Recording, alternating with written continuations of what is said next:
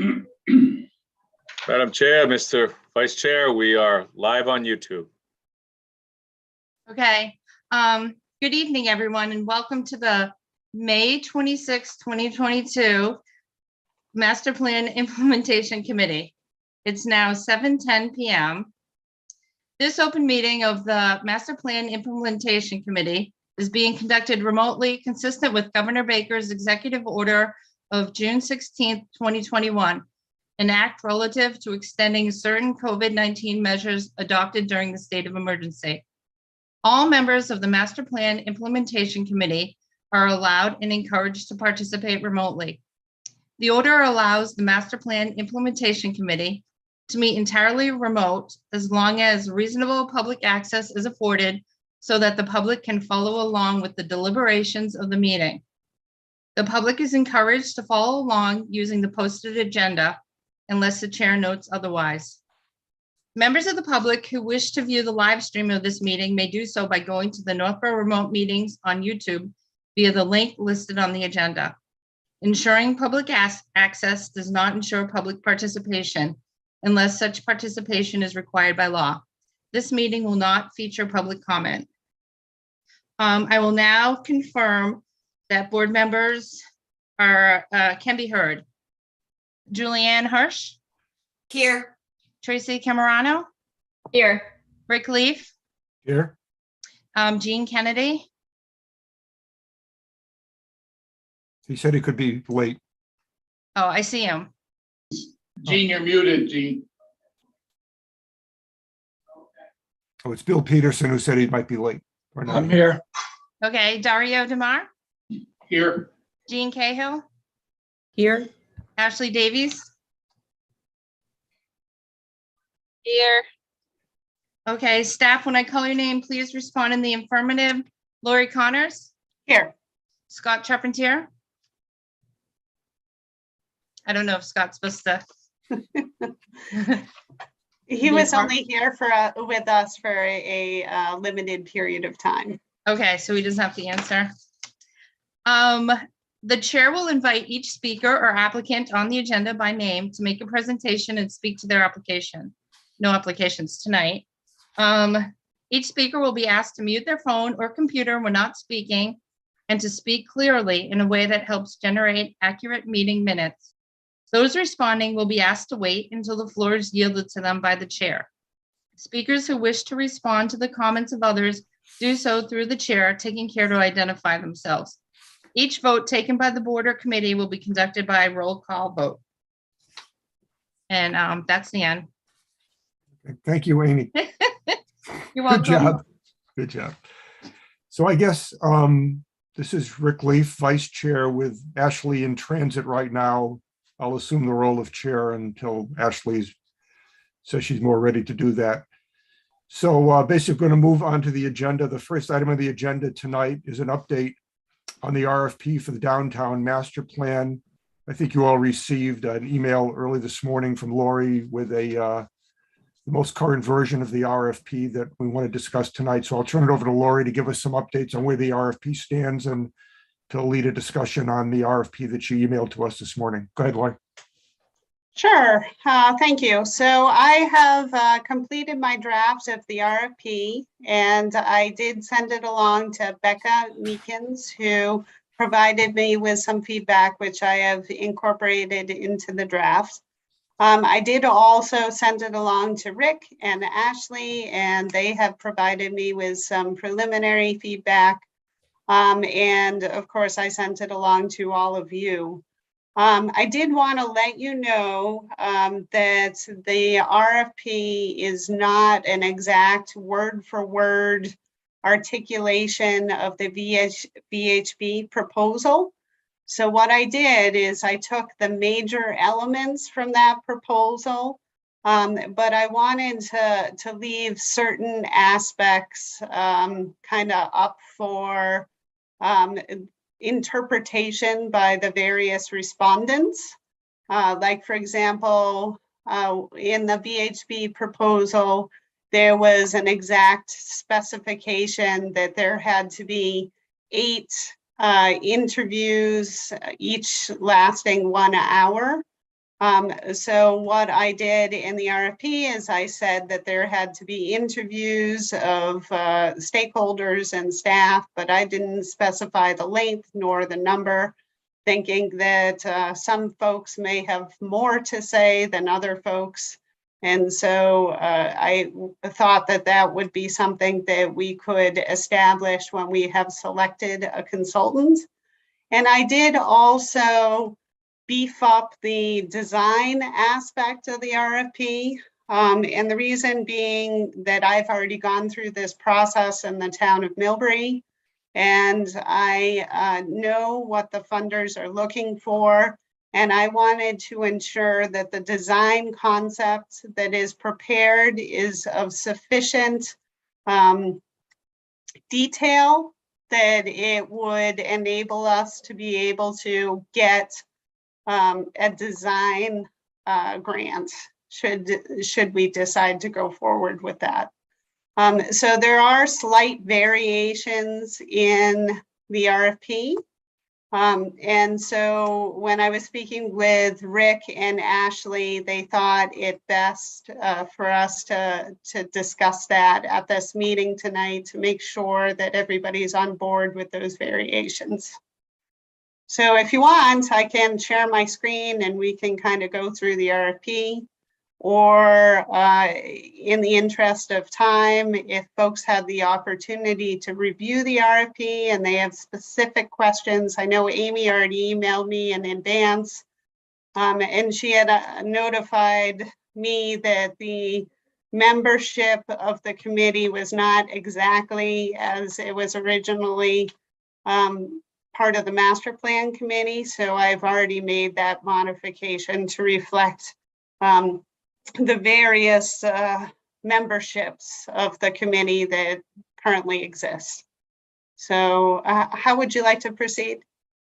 I think at this point, as opposed to going through the whole thing, after Ashley and I had seen the RFP as was presented to us by Lori, we just felt that because the statement of work part, scope of services part, was informed quite a bit different than what we talked about in our February meeting. It just made sense to let our committee take a look at it again. So I guess the thing would be, are there any questions or comments about, first of all, the fact that the format has changed from what we saw from VHB, and secondly, within that, as far as the content goes, is there anything that people saw that was lacking or needs to be changed? So why don't we just take comments from board members now? So I'll open the floor to anyone who's interested in making a comment. So do we have any comments about the RFP as it stands right now?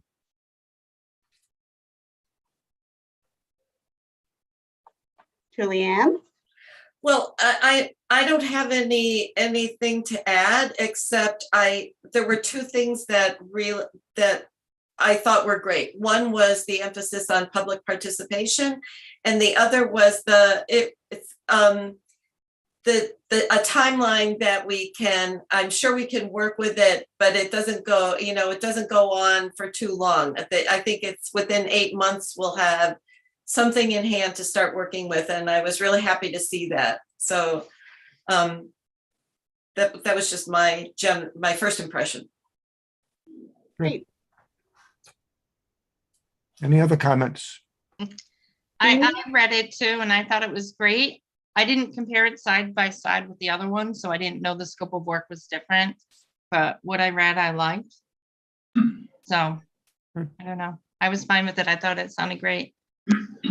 One thing that Ashley and I discussed with Lori was the fact we thought having completion in March might be a problem as far as if we need to get anything on the warrant for town meeting 2023 in support of moving the project forward, that would be too late. But I think you saw in the cover that Lori sent out with the RFP this morning, she mentioned the fact that by February, we should know enough that we could get some cost estimates from the consultant. If we needed to put anything into the warrant for town meeting 2023, we could get that done, even if the completion date of the actual analysis wasn't done until March sometime. So I think that made us feel more comfortable that at least if we needed something to go on the warrant for next year's town meeting, we know enough soon enough to get that on the warrant. So we felt comfortable with that.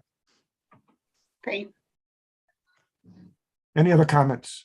Jean? Um, Well, I'm glad that Laurie brought some information into the RFP that reflects her experience in Millbury, because that's clearly that type of experience that's most helpful for us in implementing this.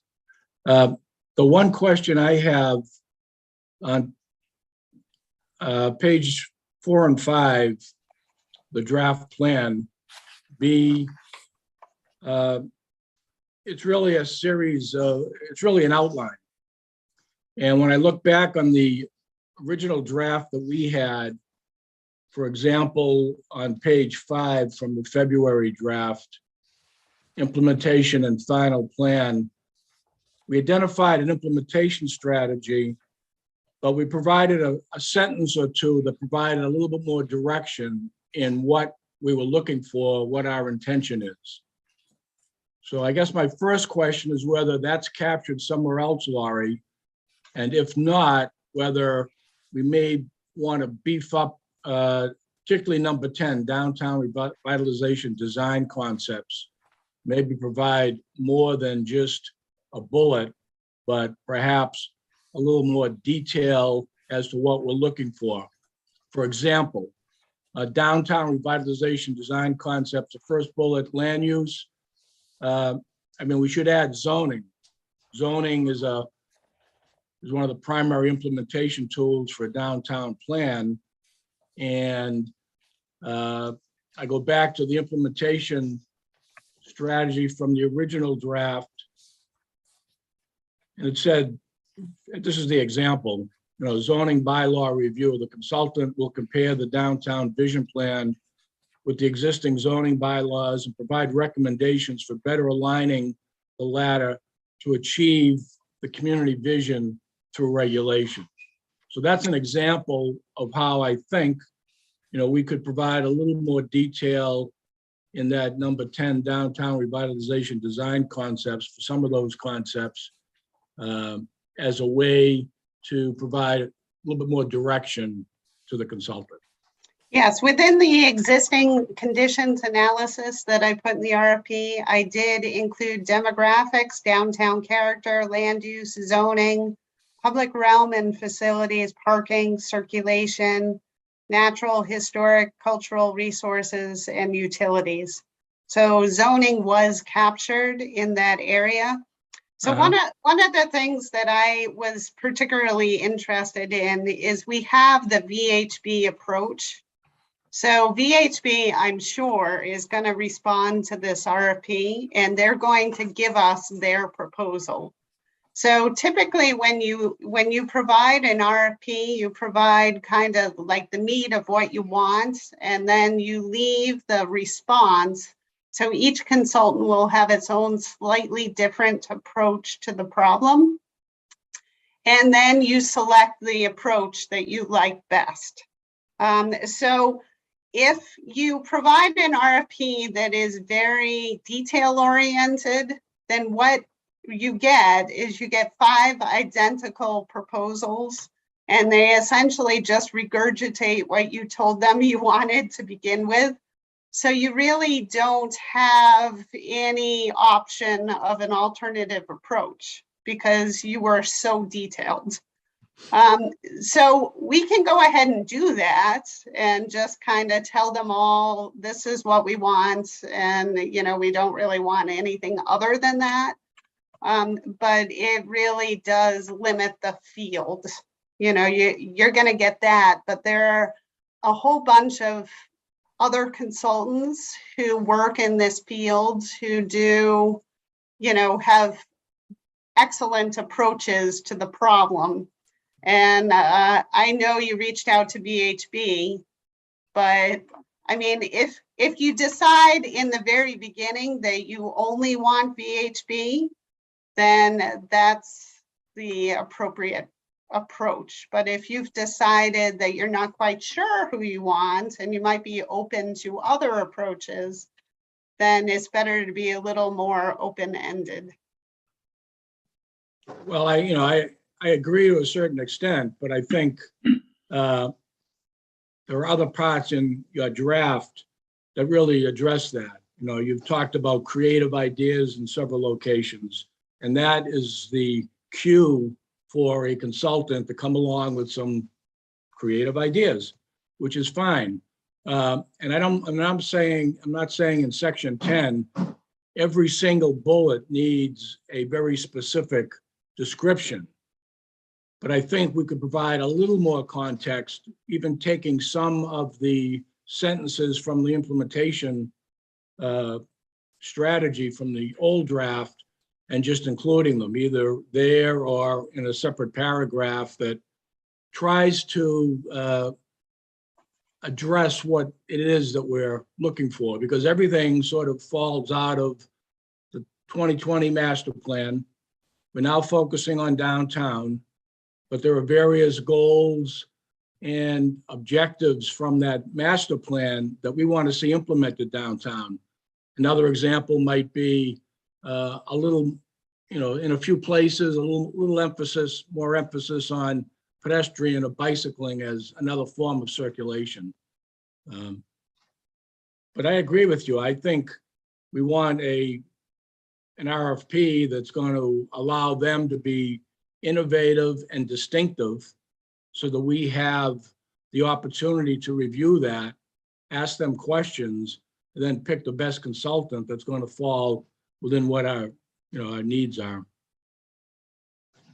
Okay, if you want me to copy the implementation strategy, I can do that. I don't know, Daria, you participate in these things also. What do you think?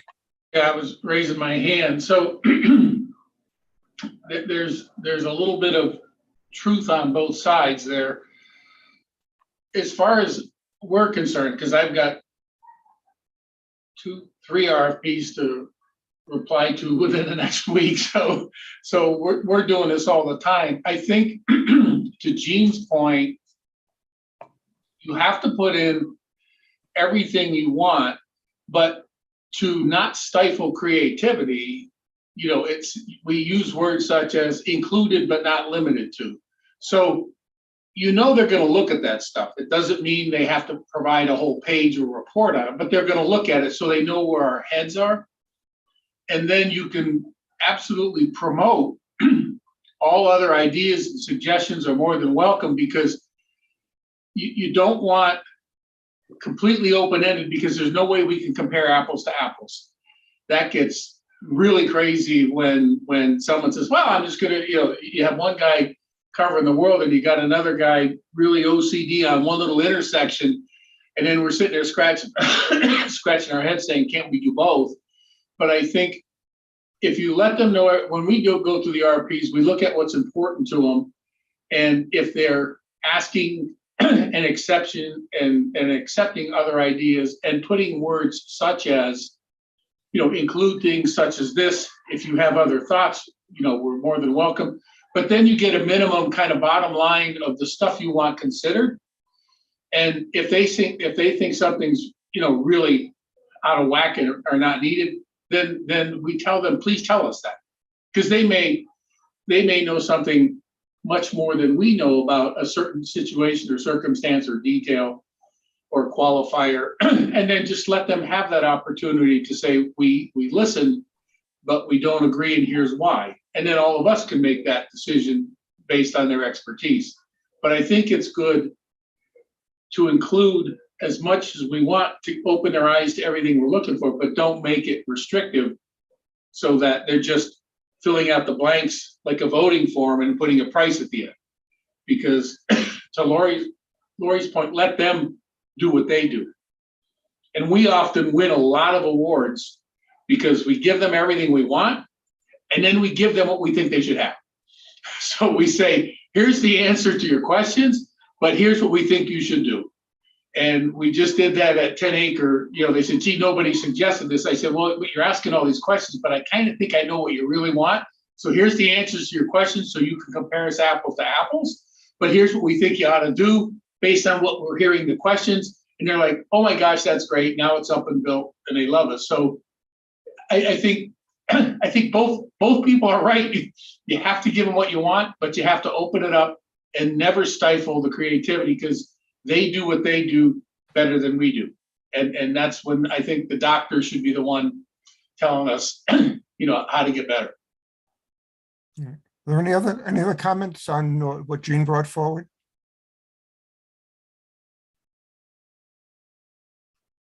I guess, Jean, just to go back around, my sense after having gone through this a couple of times with Lori is that probably a more general approach to a specific approach makes more sense. But if you feel really strongly on a couple of these bullets under number 10, there ought to be a little bit more detail provided. Because I think, Lori, the last thing you had mentioned was sort of going back and sort of including everything back in here, which I think is not exactly what Jean was talking about. But if there's a couple of specific sentences here and there that, Jean, you feel comfortable with, that could be added without sort of dumping the whole VHB proposal or thing into this, that might be a good place to land. So from your perspective, Jean, would you be comfortable with leaving it the way it is? Or if not, what are a couple specific things you'd like to see? I know you mentioned, a sentence about zoning. Is there anything else besides that? Well, we could leave downtown revitalization design concepts pretty much alone. Yeah. I mean, I would add land use and zoning. I would add circulation, pedestrian, vehicular, and bicycle, just to carry from the previous section. Okay. But I'm thinking if we then went down and before the paragraph at the bottom, the outline above, if we added a paragraph in there that provides some of the thinking from the implementation strategy, and couch it in the way Dario was just talking, zoning bylaw review, for example, blah, blah, blah, urban design and development strategy, mobility strategy, and maybe make it a paragraph, sort of a generic paragraph, but one that provides a little more direction than just the bulleted outline. And Do you then, think maybe you could come up with some suggested wording there and send it to Lori for inclusion? Be helpful, just to I make could do sure that. that I capture what you're thinking of. okay, I'll do that tomorrow, Laurie. Okay, there- that'd be great. Any other comments from the committee about that approach? We all seem to be in agreement with that. Hearing no objections. Okay, so Jean can provide a little additional wording to go in at the end after C there on page 5. Beyond that, any other comments or suggestions about the RFP as Lori sent out to us? Hearing none, then I think what we'll do is we'll go forward. We'll go forward with the RFP as Lori Rick? sent it to us. Like you said, Amy sent her a couple of comments and Ashley and I sent her a couple of small comments. The only other thing that's going to be pending is John Kadir needs to take a look at it, and he may add some comments also. But I think our approach would be that the RFP will go out as we've seen it tonight, plus what Jean will provide to Lori, plus any comments from John Kadir and a couple of small things that have been emailed to her by other committee members during the day. And that will be kind of what will go out. And if all goes according to plan, I think Lori said you'd like to get this in the street in the next week or so. I would, yeah, because I think certainly you folks want to ensure that we get the cost estimates in time for the town meeting article. And I really want to have the plan completed in time for the grant applications. And those grant applications tend to be due around May and June. So that will give me a little bit of a turnaround time.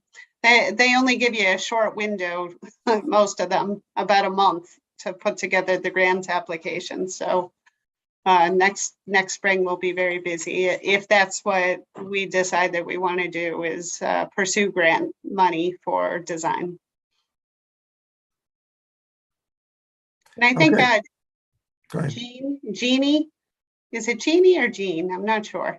Sure, you can call me Jeannie to differentiate me from Jean. So Lori, I have a question based on your experience in doing this in Millbury. In terms of the qualifications for the consultant. It said that under Part 7A, the firm team must have at least 5 years of experience in urban design, architecture, land use planning, and then and/or economic development. And I'm just wondering, given that we're adding into, well, not the existing condition, but the future condition of the downtown, sustainability, that we perhaps consider that as a qualification, that they have experience with, climate action planning or sustainability driven considerations in kind of planning for the future. So I don't know if you have any prior experience with that and with the consultants and their qualifications.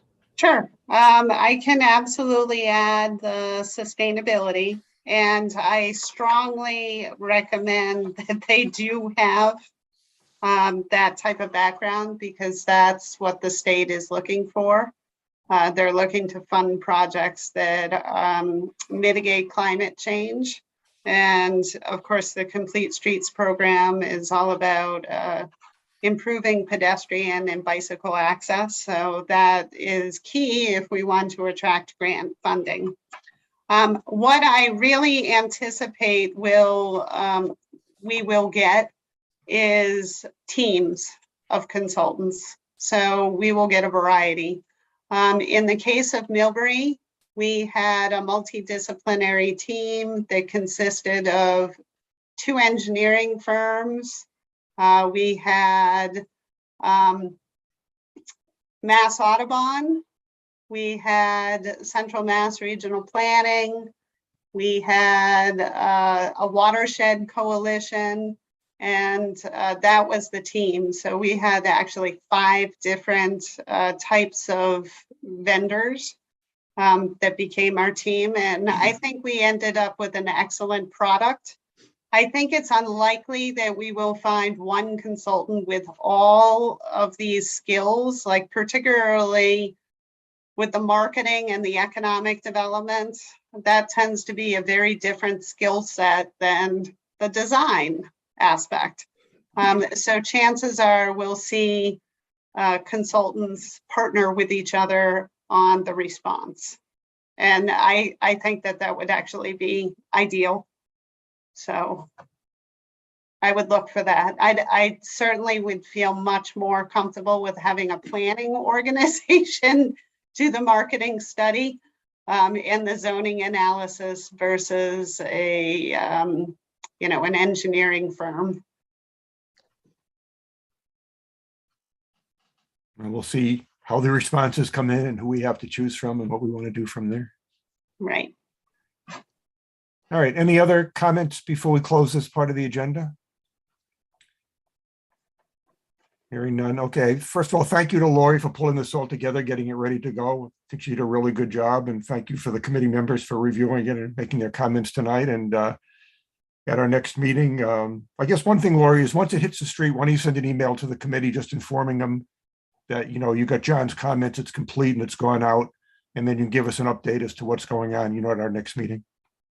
Absolutely. And just so you know, there's usually a lag.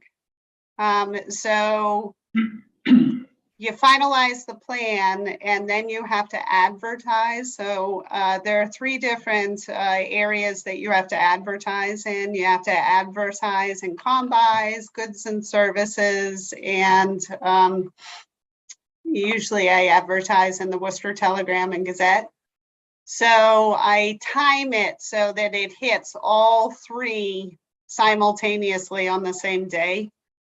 So the goods and services publication is usually the publication that determines the date, because there's a few days from when you submit to it actually appears.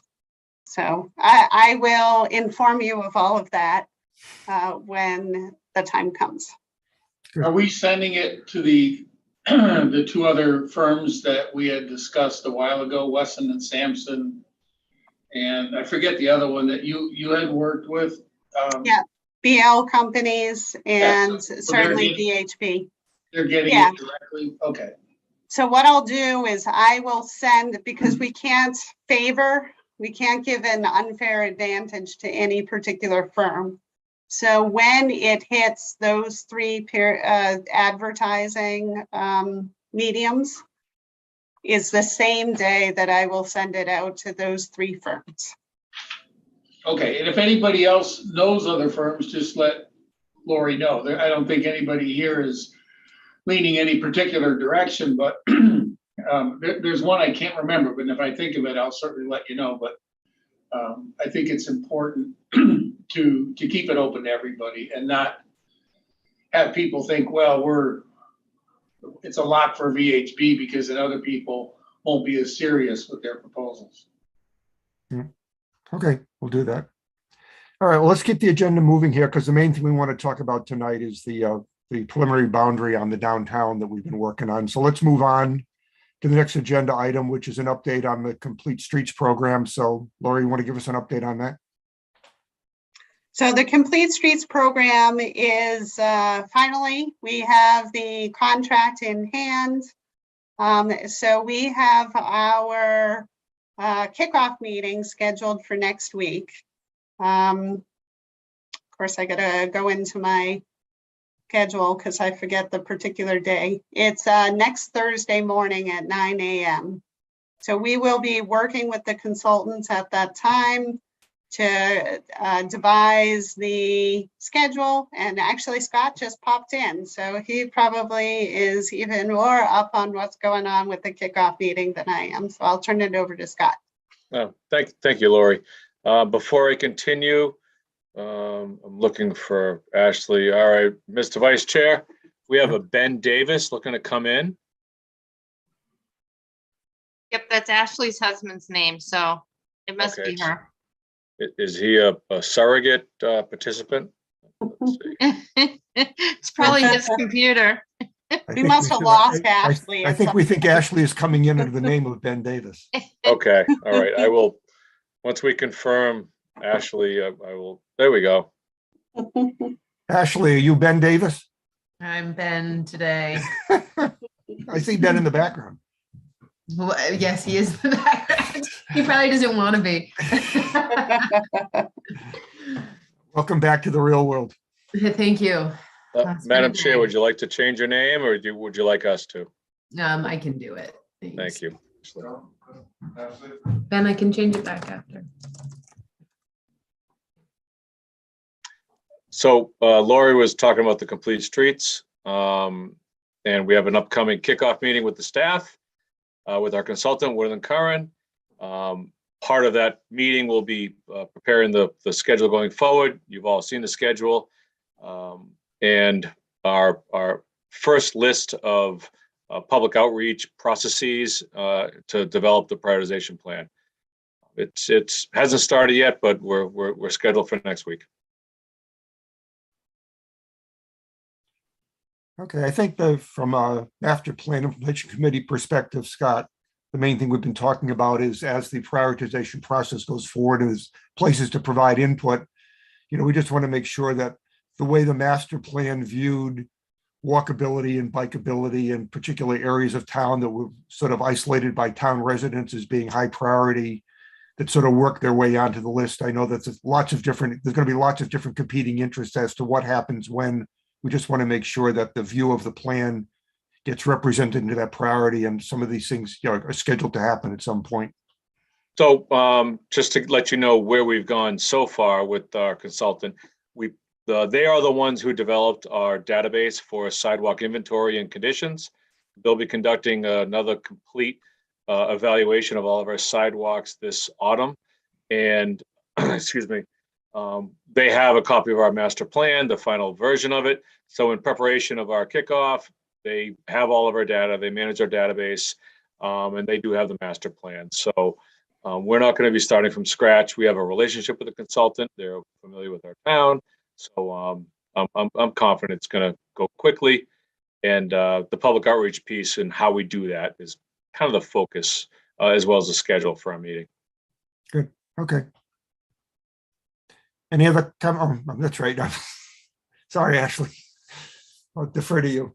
No, Rick, I think, I mean, you've done a great job. You might want to continue. I'm still getting my bearings here. Sorry about that. So I guess before we close this part of the agenda, are there any other comments for Scott on complete streets or anything relating to the master plan as far as transportation, bikeability, walkability, or anything else? Or I think right now it looks like things are underway for complete streets, and it looks like, we'll have our opportunity to provide input through the master plan into the process. So that's the key thing right now. But any other comments or questions?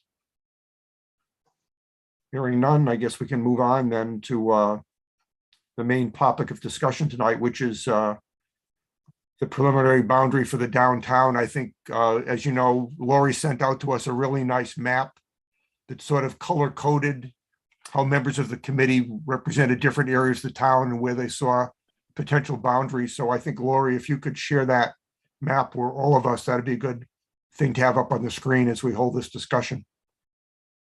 Absolutely. Let's see.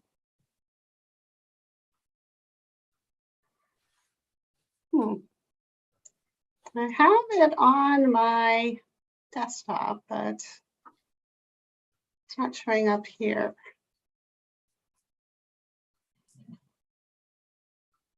Maybe it's this whiteboard. Let's see. No.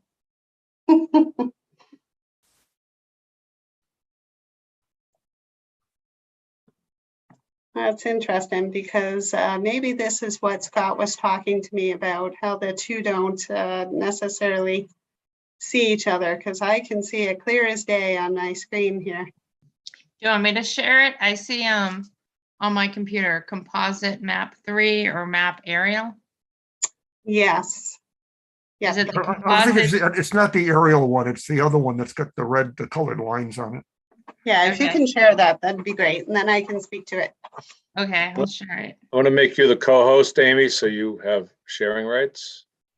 Okay, well, I don't think I have to. I think, well, maybe I do. I don't know. It's letting me share it, I think. Thank you, Amy. I was looking for it, but I couldn't find it quickly enough. Is that it? That's it. Yep, that's it. Can you make it a little bit smaller? Just- Well, we'll see. And maybe move it up Like- a little bit. Like that, smaller? That's good. Now we can see all the boundaries where people, that's good like that. Yeah. Okay, so what I did is I colored in red the area that pretty much everybody agreed with. So of course, that includes Main Street, a little bit of West Main Street, Monroe Street, Gale Street, a portion of South Street, Blake Street, a portion of Hudson Street, and Pierce Street. And then I kind of used the rainbow to go out from there. So the second largest area of agreement is the orange area, which includes a portion of Whitney Street, Church Street, and a tiny bit of Howard Street. Then a little bit further on South Street and a portion of Summer Street. Then the next area of greatest agreement are the yellow areas.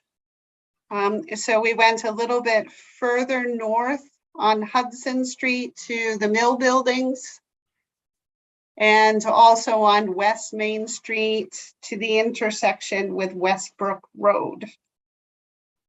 And then the green areas had 2 votes, and the blue area was nominated by only 1 individual. So perhaps we could, certainly the red areas are no brainer. I would think that also the orange areas might be places that we want to include. And outside of that, I'm interested in your feedback. Yeah, I think it'd be good if people could talk to areas they suggested outside of the red, in the orange, kind of what the thought process was extending, further out. So any of the people who made suggestions of things you can see on the map here that in the green, the yellow, or the blue, please speak up a little bit as to kind of what you had in mind for why you thought they would be appropriate to be included in the study area.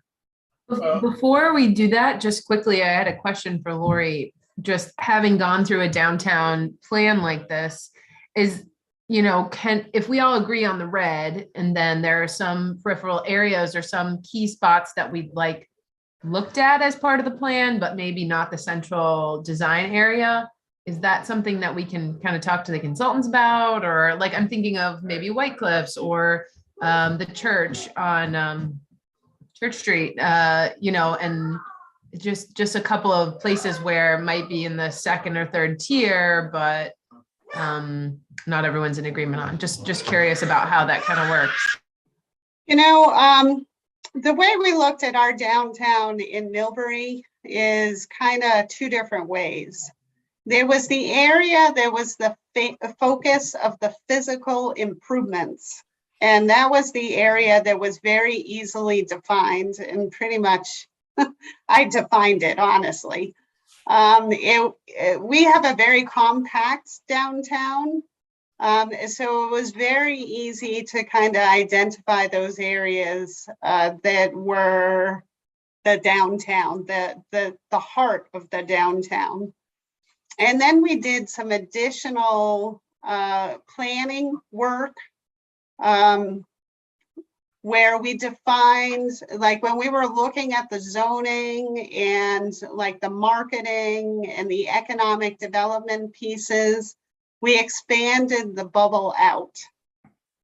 So there was a larger area that we defined as like Millbury Center that would not enjoy the physical improvements, as far as making the area more pedestrian friendly. So in those areas, we were more focused on other aspects, like, for example, our street tree program. And we were interested in doing a sign and facade program, which would encompass those areas. It's kind of like the bicycling routes.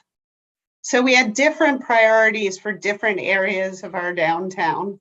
So I think it is possible to identify one area where you want to do physical improvements and another area where it's still your downtown, but you have other goals and objectives. Like maybe that's where you do your zoning analysis, your marketing, kind of like, for example, there is the housing that supports your downtown that is very important to the success of your downtown.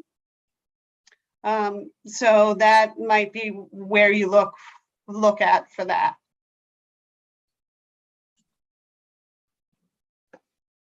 Thank you. I think that's helpful. Yeah, I know somebody was beginning to speak when I asked that question, so please chime in. Yeah, it's Dario. I don't, sorry about that. I just got over COVID. So if I cough a little, I apologize. I'm trying to turn it on mute when I can. I think a lot of the stuff that I had on mine are obviously not on this map, so I'm maybe the zero vote. But things such as the aqueduct, which I thought it was a really important thing. I don't see noted here, probably because it's too far away. I think when we do the downtown, and downtown I think is the key word, the red makes sense for downtown. But if a town has more than the downtown, I think, and it's not really what I was thinking, it's what everybody else said when I read the master plan, things like the aqueduct, the Assabet River, White Cliffs, the park on 135, even though they're not directly connected to downtown, I think somehow we should address those in the downtown and celebrate and support and give access to it, even if it's a nicer sidewalk down Hudson Street to get to the the aqueduct, since it happens to be on the cover of all the downtown documents. To me, to ignore it would not be the right thing to do. And there's a lot of towns that have downtowns, but they have things that are much more important to the downtown with their history. You know, you could say, oh, Niagara Falls. Downtown Niagara Falls is okay, but Niagara Falls is awesome. Downtown Atlantic City's nice, but the boardwalk is awesome because they have the ocean.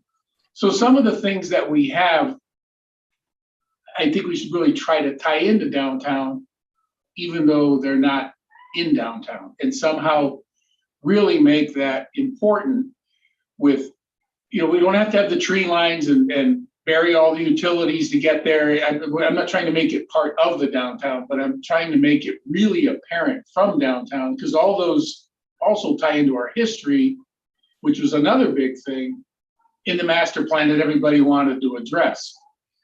And if this was a very simple downtown, like out west, where the downtowns are half a square mile and then there's not another structure for 30 miles, it's really easy to define it. But in places like New England, when our history is so deep and spread out, we have a lot of different pieces of history here. And I think also tying into, we wanted the sidewalks, we wanted the bike paths. I would like to somehow, when we do the downtown, is not put a wall around it, but really have very clear arrows pointing in the direction of some of the other historic, I guess, features and natural features, which we've all said, how cool would it be to celebrate the downtown? If someone wants to take a long walking hike, they can go to Bartlett Pond. It's beautiful, you know, but you don't even know it's there if you're downtown. And so anyway, that's all I'm saying. So I do agree with the red lines, but I also think the master plan, I really would not like to see, you know, figuratively speaking, walls around the downtown where we have really cool things to celebrate. I would love to have the downtown focus on those, something like the Freedom Trail in Boston, for example. If we did just one width of brick in the sidewalk going out to the aqueduct, then people can say, oh, look, that's part of the downtown. And that's where the people want to spend 2 hours instead of 10 minutes. They have a destination to go to and say, look what Northborough has that nobody else has. You know, that type of a thing. That's all. Yeah, I think that was my reasoning for some of these more expanded areas, like getting to White Cliffs and getting to the park on 135 and maybe even the aqueduct, is just the idea of wayfinding and highlighting community assets. So maybe that's just kind of a little bit of an expanded piece when we're looking at kind of signage and wayfinding community assets, things like that. And that's the way we kind of tie those in. I don't know, that's kind of what I was thinking with the way that I expanded beyond the red. And Dario, I'll take responsibility for some of the things that you had on your map not being here, because when Lori and Ashley and I were talking about how to do this, you know, we talked about the map with all the tentacles you provided, and I commented that I thought that, you know, these were things you thought were important and there had to be connectivity from the downtown to them, but not necessarily in the downtown. So let's have the map sort of, you know, respond to what the downtown area is, but not lose track of the fact that we need connectivity out to some of the things on the tentacles of your map. So, you know, that was kind of my suggestion, but I agree with you that it's important to keep those in mind. It is something that we should be, you know, discussing with whoever we hire to do this project, that these things we need to consider, you know, some ways to think about how we get to them, you know, from this area. But the And Rick, I don't think they are part of the downtown. Right.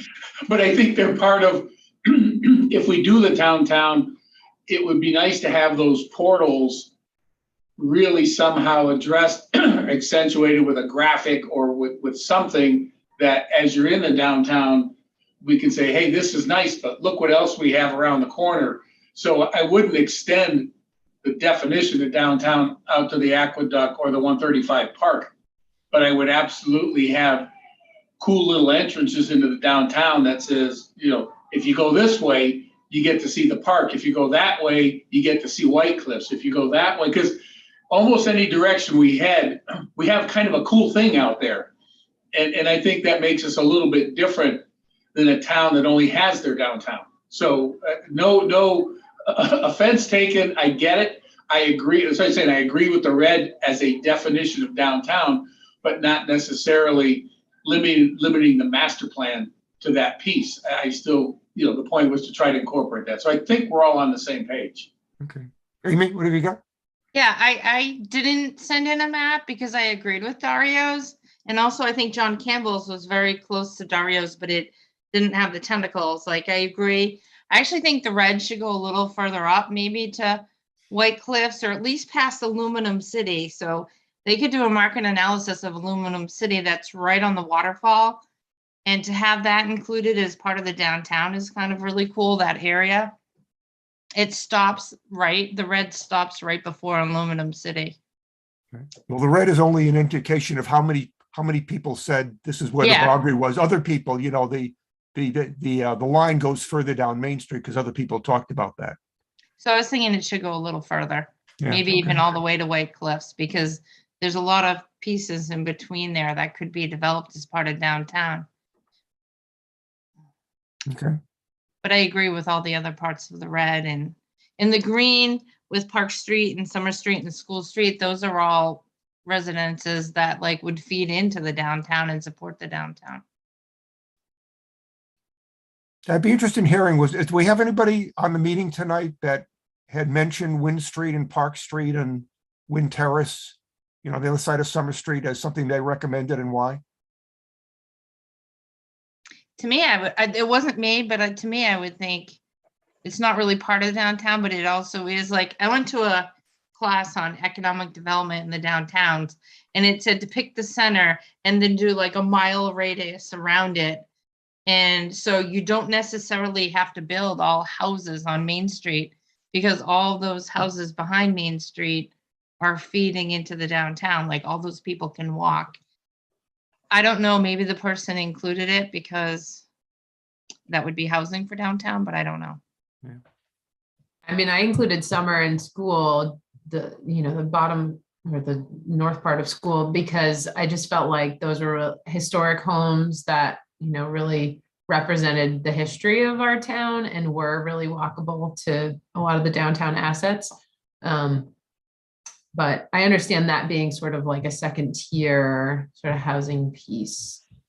So. And I think inside of that Summer Street boundary, we've got the Housing Authority, development on Village Drive, which I think you could make a case for that. That kind of housing is kind of downtownish. And on Hudson Street, we have the Center Drive thing there. So we have a couple of Housing Authority developments that are probably a little bit, appropriate for inclusion in the downtown. So, but I can see the idea that the homes a little bit on the other side of Summer Street could also be considered, if nothing else, to consider how to effectively engage them easily in getting to and from the downtown area.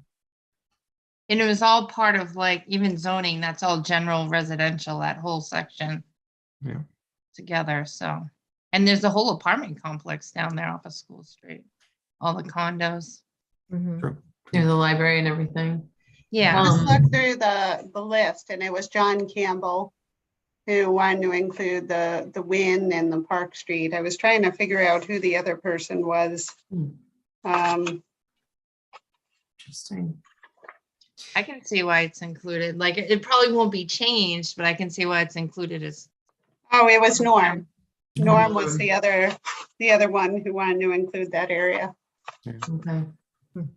I know Norm was hoping that we could make sure that, White Cliffs is involved in our planning somehow. If their plan for it moves forward in a way that it makes sense for us to be including it, then it should be included. So if we were to include everything that's highlighted here in all the colors, is that just the scope of that just really way too overwhelming? Is that way beyond what a normal downtown plan would look at?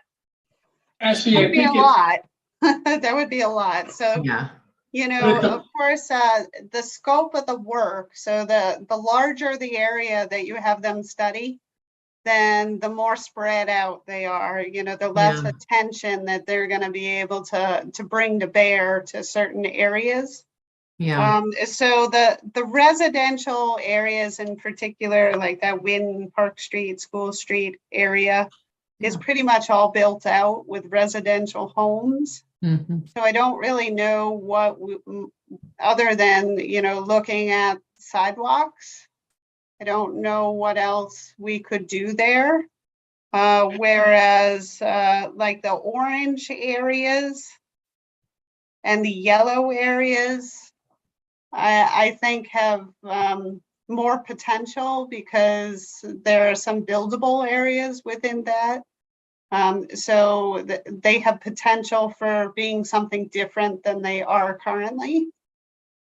Yeah. I think you can also, and I think you're hitting on that, Lori.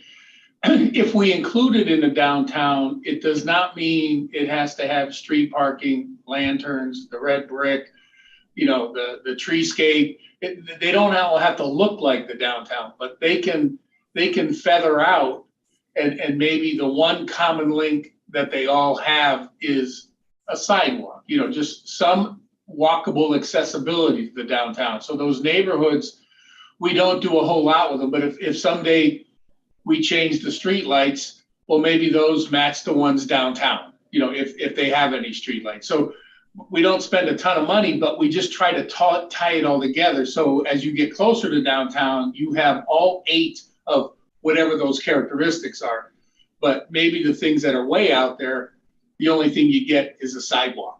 And then at least it pulls it all together, but they're not sitting there saying, how do we add, lanterns on Church Street? How do we get, treescapes when there's all these houses in the way and they already have mature trees? So I think there's a different way of looking at it where it doesn't have to all look like downtown, but they can be cousins and nephews and second cousins, but they're all related. That's, I think, is a really cool way to pull it together without spending a ton of money. We're not going to change the corners. We're not going to bulb the corners in any of those neighborhoods. It's slow enough traffic. We don't need to. So all that money, do we bury the utilities back there? We probably don't need to. If we're going to bury the utilities anywhere, it might be in the tiniest little section of downtown because that's really expensive.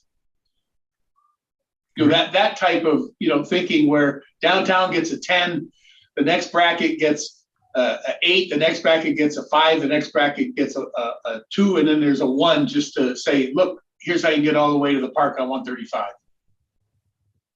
So in terms of deciding tonight, does it make sense, maybe we can come together to decide on a central focal area with the remainder of these areas still in play? Like, is there a way to describe that when we're talking? I mean, this isn't going to go in the RFP.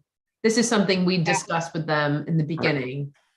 Right. So, I feel like if we can decide on a central focal area and just kind of keep these other pieces in play as a peripheral potential items, maybe, does that work? I mean, And I think that's we reasonable. can, Ashley. I think if we limit the downtown, and again, I don't want to cut off anybody's. I had the most far-reaching plan, okay, but I have no problem saying the downtown is the red or the orange, because that's a lot of money, a lot of infrastructure, and the smaller it is, the easier it'll be to attain that goal in a decent amount of time.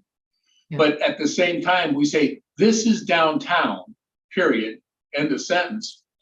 These are other areas or structures or features like the river that we also want to address somehow when we're doing the downtown, but they're not part of downtown, they're part of Northborough, which I think there's a big difference between the downtown and Niagara Falls.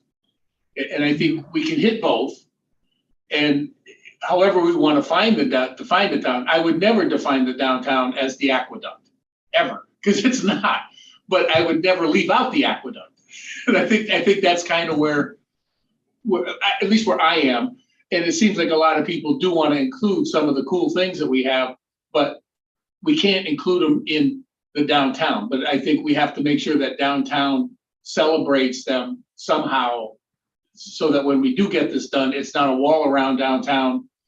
And we just say, by the way, if there's a plaque in the middle of town, if you go to this intersection, you can see that. If you go to this intersection, you can see that. Are there other people on the committee tonight who are participating in the meeting tonight who haven't commented that would like to make some comments about I this? have one comment. I think the red and the orange, I think really, if we were to focus on that, you're coming in from off 290 into town. You're going across 20 into town from both directions, up 135. To me, that kind of brings it all together. Like, this is coming into Northborough. This is our Yeah. statement of what downtown is. Yeah. I totally agree. The aqueduct should be a part of it. Walkability, bikeability, something needs to change on how you get there and connect that to the town. And I think the same could be said for some of these other spaces. We've talked about White Cliffs and stuff. But I think if we're looking at focusing on downtown, that's a big area, but I think it's condensed enough that we can do something really wonderful with that and make a statement with it and not get too spread out that it's all kind of diluted. Looks good and better, but not great. And I think we need to focus on doing it really great in a very defined space. I agree, Tracy. I do have a couple comments just on how the red and orange look right now. Like, I would question whether Summer Street, that little end of Summer Street is included. Right. Just because that just seems strange to me, just include. Oh, a random. piece. Yeah, I agree. Yeah. And same with going a little up Whitney or a little up Howard. I'm not sure I would do that. Well, I think what you have up there, so I live up in that area, and you've got the church up there. Mhm.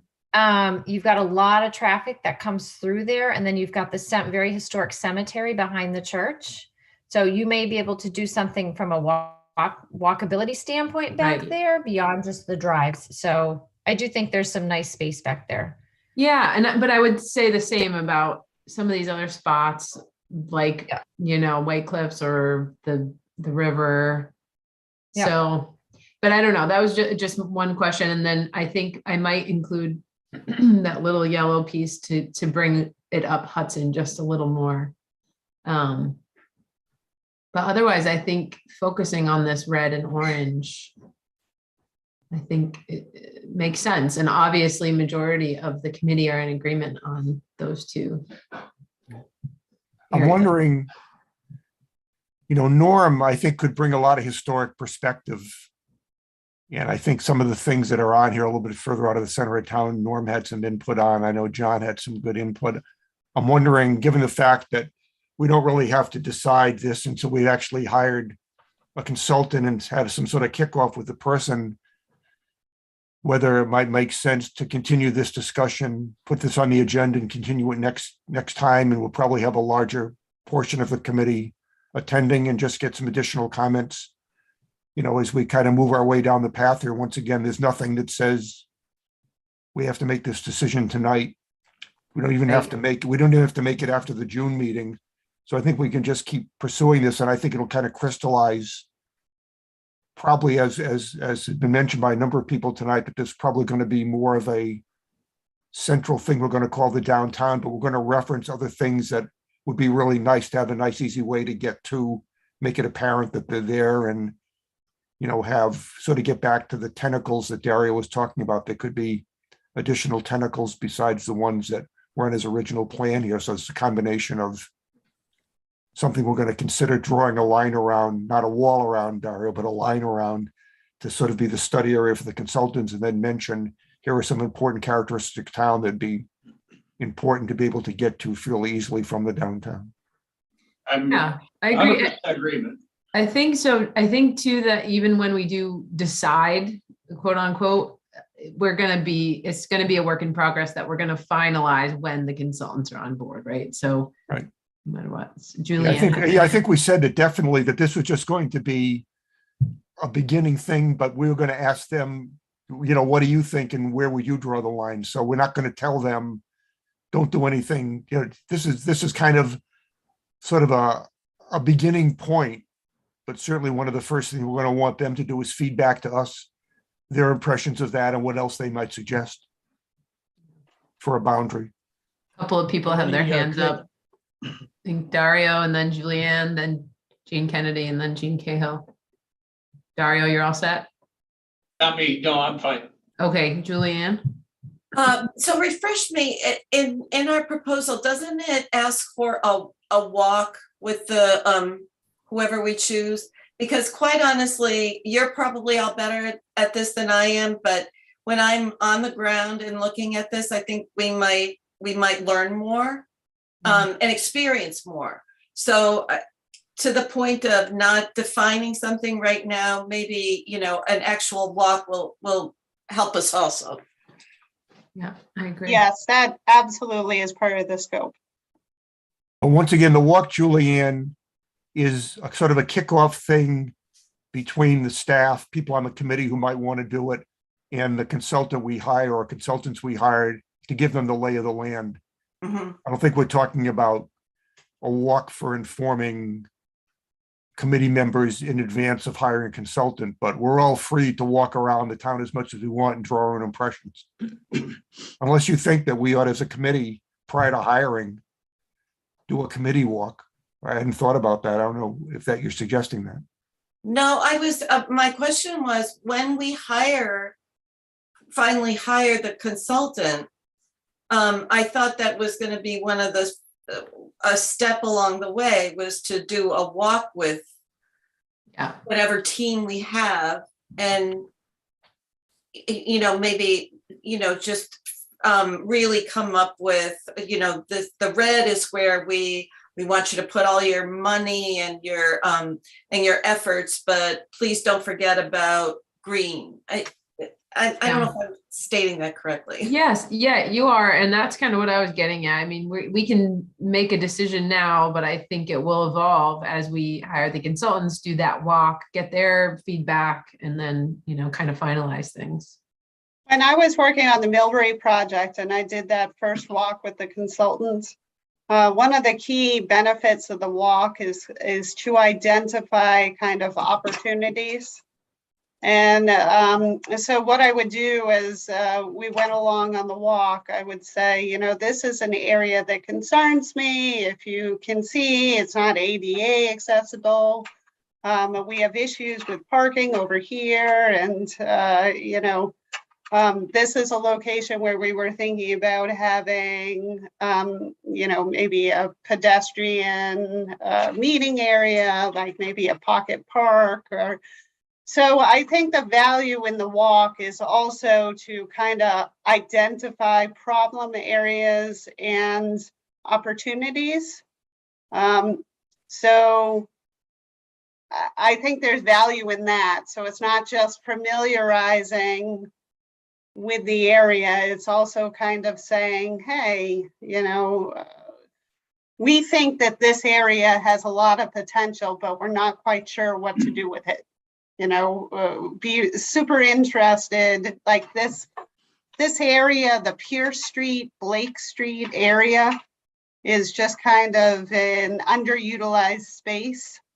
So when we're going for the walk, that would be an area where I would say, this is the area that I think has the greatest potential for some sort of pedestrian area, so we'd be curious about your thoughts, how we can transform this area. I think that makes a lot of sense, Lori. When you get consultants or people with different perspectives, like one thing that I've noticed about any really good walkable area is you try to have loops, not dead ends.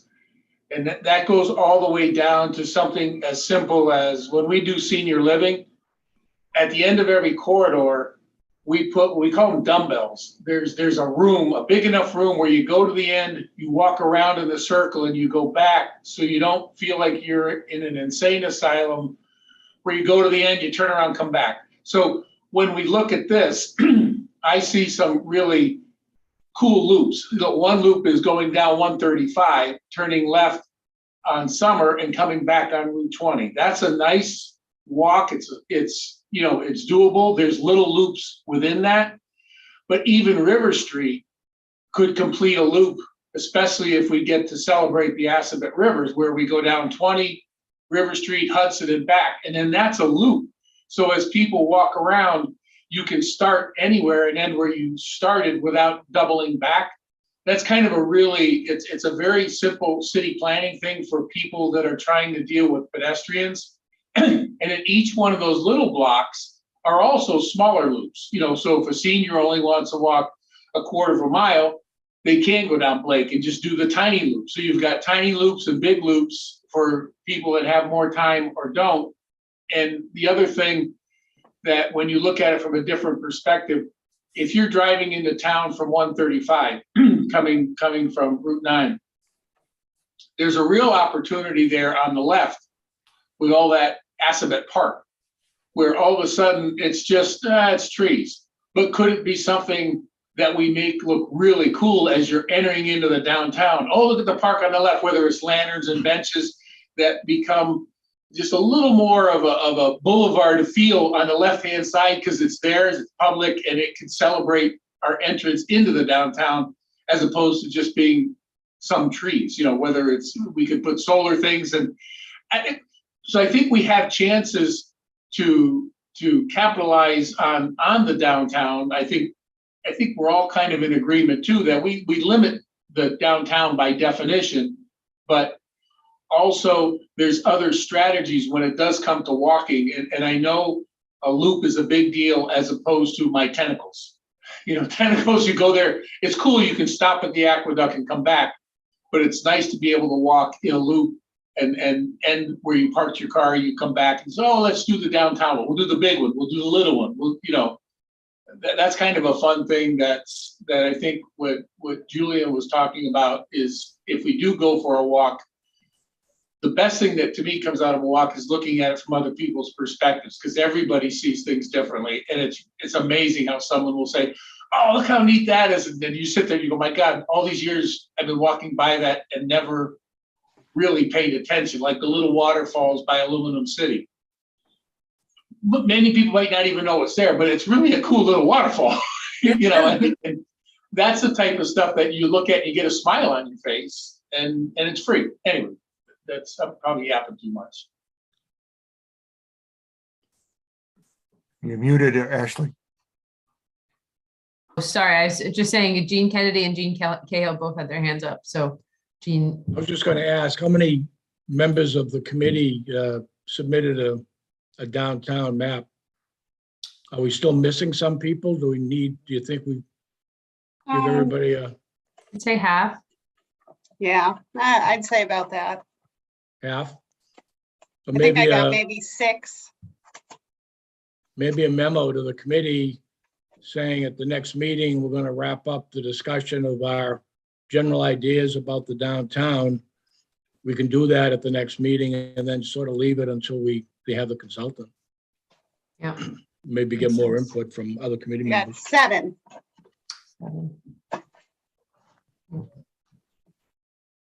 Gene Cahill, did you still have something you wanted to add?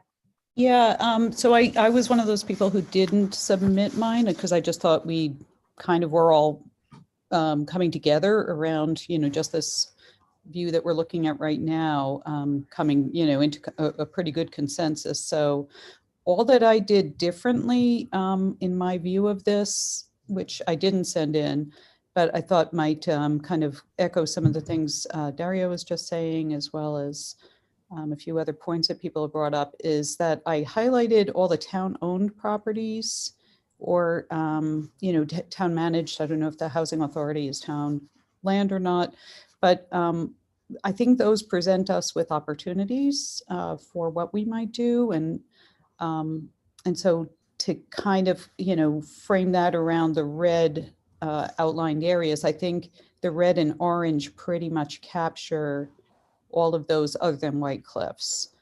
I also highlighted the churches because I thought, well, churches are kind of public, we do welcome people to use those properties. And so those might also be kind of subsidiary opportunities for us to think about public access and, utilization, land use. And then a third thing that I highlighted were some really key areas along the Assabet that are beautiful properties that I don't know if it would be possible for us ever to get downtown businesses, property owners to grant easements. But certainly there's a very large parcel that is now Harvey's along the Assabet, just between the red zone, the east end of the red zone and Hudson Street. And then also the Peppers property along the Mill Dam that leads back toward Whitney Street are just things that, they're outstandingly beautiful properties with that frontage. And so, just keeping in mind, what are levers we might consider as, especially regarding walkability and scenic views, that would influence our definition of the downtown. And I agree that everything pretty much in red and orange, other than perhaps the Summer Street orange, could be part of what we define the downtown to be for the consultant purpose. So that's just my feedback, since I didn't give you my maps. Yeah, Gene, I agree that I think, as part of the discussion with the consultants, talking about leveraging the Assabet River, especially as it goes, north of Route 20, and how it connects into, what's that, Cold Harbor Brook there that goes behind, the bridge goes over it on Church Street, goes behind the fire station and down there, that all that blue, if there was any way to do some sort of walkability around all of that, even if it meant, trying to get some easements on private property or some acquisitions of property or something, but I think there's a real potential to do something beautiful. And that would be right around the northern boundary of whatever we're going to consider the downtown to be. It could be a great add-on, sort of recreational beautification kind of thing. So even though that doesn't come out specifically, I think it'd be important to get some opinion as to what might be able to be done about leveraging off of that.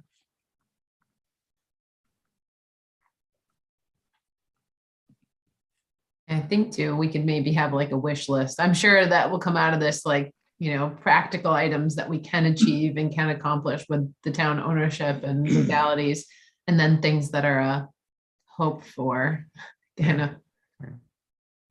So now that you guys brought it up, I will say, if you do walk along the Assabet going by Harvey, there's a lot of great New England towns, and I'll say even European towns or global towns that have capitalized and celebrated some of the old mills and things like that. So where on Hudson, where the mill is up against Hudson, I walked all along the Assabet, obviously trespassing and getting poison ivy and doing all that stuff just to try to understand what was there. But at the confluence of Cold Brook and the Assabet, it's obviously public property because it's a river, but it's also capped with a concrete slab. And if you stand on that slab and look across Hudson, under the slab, there's a beautiful waterfall. It's like anybody in the world could paint the most beautiful picture from there. And if that little slab became brick pavers and some picnic tables and an umbrella, and you're looking at the confluence of two rivers, like, it's phenomenal. It's it's unbelievable. If you ever take, now the problem is you got to look past all the dumpsters and stuff from Harvey, and you have to trespass to look at it, which I did. But I was just trying to look at all the potential the town had, not realizing that those two rivers intersect there and how cool it is. And the fact that it comes underneath this huge, like 1 foot thick slab that's probably been there 100 years and would certainly last 100 more. And if we had access to it and you took down, there's just a corrugated metal siding that stops you from seeing it from Hudson. It's not even a wall. It's just like, and then all of a sudden I'm standing there going, oh my God, is this unbelievable, this one little spot. But there's a lot of land that Harvey's not using, and a lot of it's probably wetlands, that if we did do something along the Assabet there, all the way from River Street to 20, it's it's gorgeous back there. It's gorgeous. It wouldn't take a whole lot. It's pull out the poison ivy, de-weed it, and really celebrate it. And that could be the hiking trail that makes that loop. You don't even have to go down River Street. You just walk along the aspen. In a like manner, I walk behind the fire station, which is all public property. There's a beautiful brew of Cold Harbor Yes. Brook there. You could put a nice little public park right Yes. behind the fire station. There's some real opportunities there. That's the stuff that I just look at and it drives me crazy because I have a weird imagination with this stuff and we have done it in other places and people have gone nuts when we did look at things a little bit differently and celebrate some of the cool things that they had that they didn't think were so cool. I think that that's one of the benefits of doing the site walk. So then you can point out those kind of special areas to the consultant and then they can run with it. Exactly, because they never find it. Right. And you can't expect them to. That's not their job. All right, well, it seems like we're kind of beating this to death now. I don't know, Ashley's. I think that the good thing to do would be to continue this discussion again, probably, if we want to, Lori, inform people if they'd like to send us any more input between now and the next meeting, they can do that, but that we'd continue this discussion. I'd really, hopefully Norm and John, a few others who aren't here tonight that provided input will be at the next meeting and we can hear from them also and then kind of decide how much we want to talk about this. Yeah, is Norm now rep instead of Millie? This is Millie, that's the historic rep. Norm's just been providing comments as Oh, a okay. resident. All right. Well, Okay. But John at least, and I think Millie. Fran sent her comments in, so. She did. And Scott, can't remember if he did as well, but. Yeah. Yeah, maybe not having a full discussion again, but getting their feedback added. And then with the knowledge that we're gonna finalize it. Yeah. When we have the consultants on board. Okay. Okay, I'll stop sharing. Yeah, thanks, Amy. Yep. Was that the final agenda item? I don't have the agenda. We had the minutes of March 17th meeting to discuss. Okay. I just wanted to mention one other thing quickly before we move on to that. I think it was apparent tonight that I've just taken on a new job and I just don't have the amount of time that I had before to devote to being the chair of the Master Plan Implementation Committee. And as much as I'd like to remain as the chair, I just don't feel like I can do it justice with my new role. So I was hoping tonight, I didn't know if we needed a formal vote or not, but perhaps Rick and I might be able to switch chair and vice chair. Rick's been doing a lot of heavy lifting behind the scenes. So I think, this would be a good switch. He's already kind of stepped up for me. And so that's sort of where we're at. I think what might make sense, Ashley, might be to put an agenda item on next month's agenda. Okay. Discuss chair, vice chair relationship and have the committee make a decision how to proceed. Sure. Do we not have enough tonight? And it's not an agenda item, so we can't, I don't know. Yeah, I think this is probably important enough that we should make an agenda item and also have as many committee members here as possible. Okay. I just wanted to say that you've done a great job and the two of you seem to work really good together. So if you do switch roles, you'd still be working together like you have been. It's almost like co-chairs, but you'd be chair and vice chair.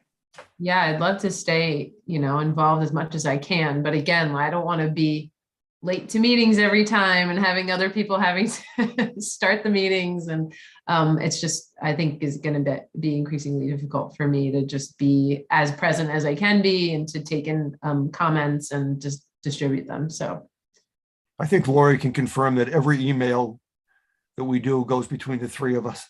Right. Yes, absolutely. Yep. Okay, well, I'm fine with having it as an agenda item next meeting to make it official. Okay, and that just brings us to minutes. Yeah. So I guess, are there any comments, changes to the minutes that Michelle had sent out to us?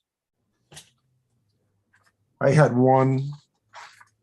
On page 3, near the very end, the next to last paragraph, well, the last paragraph is consideration of minutes from the prior meeting. Then the last paragraph starts with Mr. Kennedy, and the next to last paragraph starts with Mr. Leaf. And the last sentence of that paragraph says, Ms. Davies said that the RFQ was some sort of field trip so that they can all do that. So I think it probably had some reference to what we talked about tonight about a site walk. So I'm not sure, Ashley, if you remember what. I'm pulling it up right now just so I can see. So we need to reword that. It just doesn't make any sense the way it's worded right now. Yeah. Where did you say that was? So this is the page 3, the next to last paragraph that starts with Mr. Leaf. The last sentence of that paragraph that starts with Ms. Davies. Okay. Oh, I don't think I'm looking at the right minutes. These are the March minutes? These are, well, February, we didn't have a March meeting. No, these are the March meetings. This is Yeah. March minutes, right, March. We didn't have an April meeting. These are the March minutes. Okay. We're talking about, the gist of the paragraph was, it says, Mr. Leaf suggested that committee members take some time to explore downtown to help get perspective. Mr. DeMar said had done so and realized there are so many of these things in town that we haven't capitalized on. Ms. Davies said the RFQ was some sort of field trip so that they can all do that. Okay, I see it now. I think you were probably referencing the site Yeah. walk somehow. Yes, I think that's right. It probably said the RFP includes a field trip, so we'll all be able to explore the downtown and get some perspective. So I think we can just edit that and say Ms. Davies said the RFQ or RFP includes a field trip or site visit. So we An can RFP. RFP, yes. Maybe it says the RFP includes a site walk Right. so that committee members can Gain that perspective. gain that perspective. Yeah, like that. Mhm. Right. And I think across the board here, isn't it RFP and not RFQ? We've already qualified everybody, so all these RFQs should probably be RFPs. Yeah, I think so. Okay. All right. Jean, you had your hand up? Yes, I was not listed as present and I Okay. came in late to the meeting, so that's probably why. Okay, make that change. Any other comments or changes? Hearing none, can we have a motion to approve the minutes as amended? Motion, Go ahead, Tracy. I motion to approve the minutes as amended. Okay, a second. Second. Ashley seconded. All in favor? I did this by roll call. Mhm. All right. Ashley, Aye. Tracy, Aye. Amy, Aye. Julianne, Aye. Rick, I, Jean, Aye. Jean Cahill, Aye. Daria. Dario, yes. I I think that's all of us. Mhm. Okay, minutes are approved as amended. So the next meeting will be June 16th. And I know at least on the agenda will be a continued discussion of the downtown boundary, and then we'll see what else we come up with between now and then. Is it possible we could reschedule that meeting? Because I believe there is a public hearing on use of ARPA funding on this plan for this. Oh, year. right. You're right. Yeah. Yeah. Lori, do you know availability with the Zoom and stuff? I know sometimes there's an issue with that, or do we not have to worry about that? You're muted.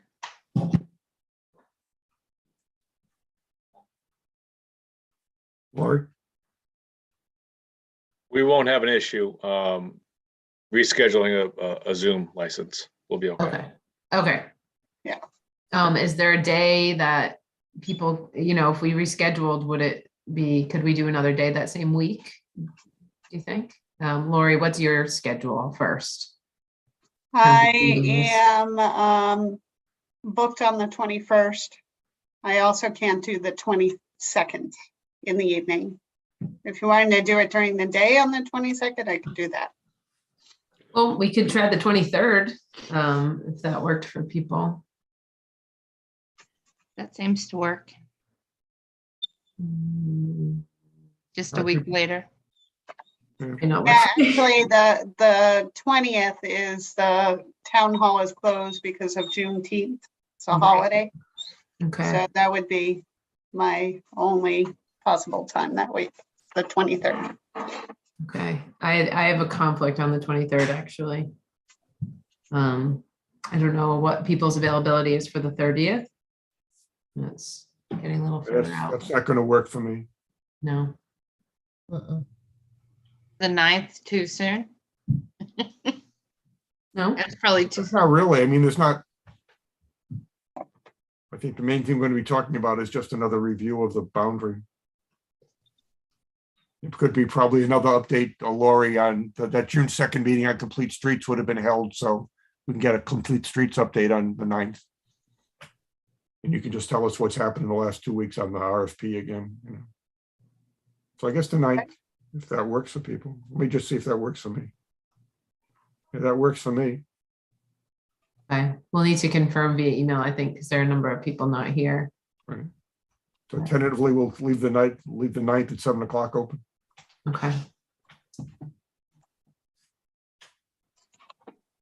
Yeah, Lori, could you have Michelle or somebody get an email out to the committee and ask them if they think about the 9th at 7 o'clock? Sure. There's no planning board meeting that night?